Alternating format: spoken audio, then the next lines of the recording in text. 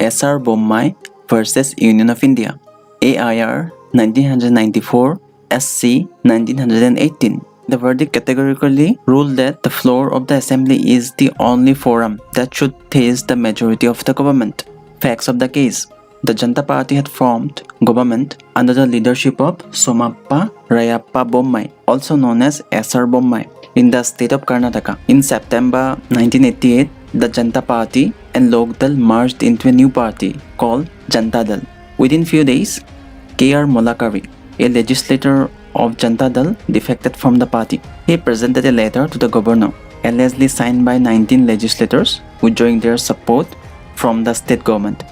As a result, the governor sent a report to the president, stating dissensions and defections in the ruling party. The governor further stated, in view of the withdrawal of the support by the said legislators, the chief minister, Bommai, did not command a majority in the assembly, and hence it was inappropriate under the constitution to have the state administered by an executive consisting of council of ministers who do not command the majority in the state assembly. Therefore, the governor recommended to the president that he should exercise power under Article 356, Clause 1, that is, imposition of state emergency. However, on the next day, 7 out of the 19 legislators who had allegedly written the said letters to the governor complained that their signatures were obtained by misrepresentation and affirmed their support to the state government. The chief minister and his law minister meet the governor on the same day and informed the governor about the decision to summon the assembly. They even brought forward the scheduled session to prove the confidence in assembly of his ministry. The governor, however, sent report to the president on the same day, stating that the chief minister had lost the confidence of the majority in the house and repeated his earlier request for action under Article 356, Clause 1. On that day, the president issued the proclamation of state emergency in the state of Karnataka, and thereafter, within few days, it was approved by the parliament as required by Article 356, Clause 3. A writ petition was filed on 26th of April 1989, challenging the validity of the proclamation. A special bench of 3 judges of Karnataka High Court dismissed the writ petition. Moreover, on October 1991, the President issued a proclamation under Article 356, Clause 1, dismissing the government of Meghalaya and dissolving the Legislative Assembly. The proclamation stated that the President was satisfied on the basis of the report from the Governor and other information received by him that the situation has arisen, in which the government of the state should not be carried out in accordance with the provision of the Constitution. Apart from it, on August 1988, the President issued the proclamation on the basis of the Governor report and dismissed the government of Nagaland, thus dissolving the Legislative Assembly.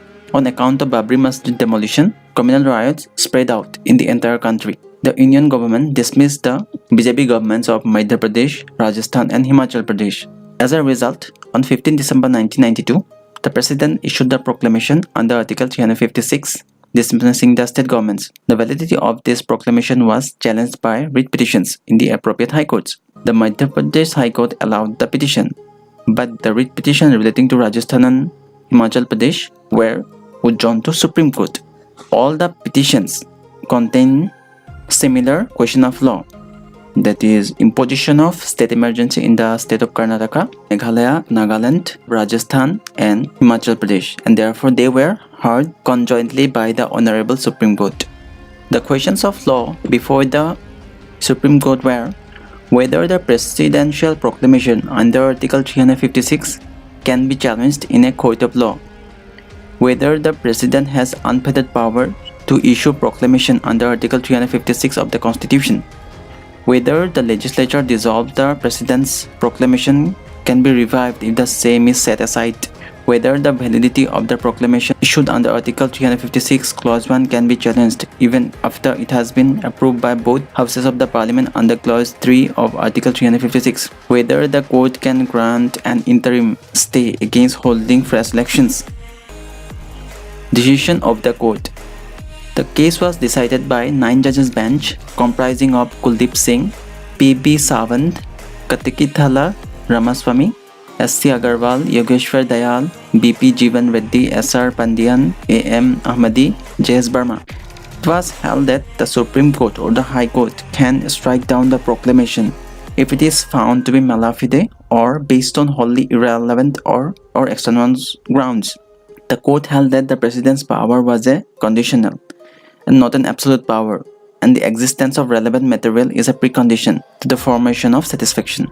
Based on the Sarkaria Commission report, the instances under which application of Article 356 was to be held good were grouped under political crisis, internal subversion, physical breakdown, non-compliance with the direction of the Union Executive.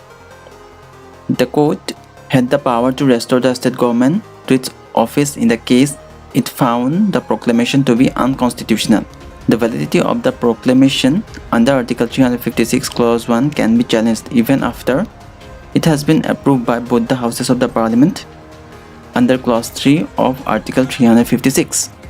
It was moreover held that in appropriate cases the court have the power by an interim injunction to restrain holding of fresh election to the Legislative Assembly if decision regarding the validity of proclamation is pending before the court. The case put an end to the arbitrary dismissal of state governments by a hostile central government, and the verdict also categorically ruled that the floor of the assembly is the only forum that should taste the majority of the state government and not the opinion of the governor, who is often referred to as the agent of the central government. The principles laid down by the Supreme Court. The Supreme Court laid down certain guidelines as to prevent the misuse of Article 356 of the Constitution. Firstly, the court said the majority of the Council of Ministers should be tested on the floor of the House. Secondly, Centre should give a warning to the state in the time period of 1 week to reply. The court cannot question the advice tendered by the Council of Ministers to the President, but it can question the material behind the satisfaction of the President. Hence, judicial review will revolve 3 questions only. Is there any material behind the proclamation? Is the material relevant? Was there any malified use of power? Fourthly, if there is improper use of Article 356, then the court will provide remedy. Under Article 356, Clause 3, it is the limitation on the powers of the President. Hence, the President shall not take any irreversible action until the proclamation is approved by the Parliament. That is, he shall not dissolve the Assembly.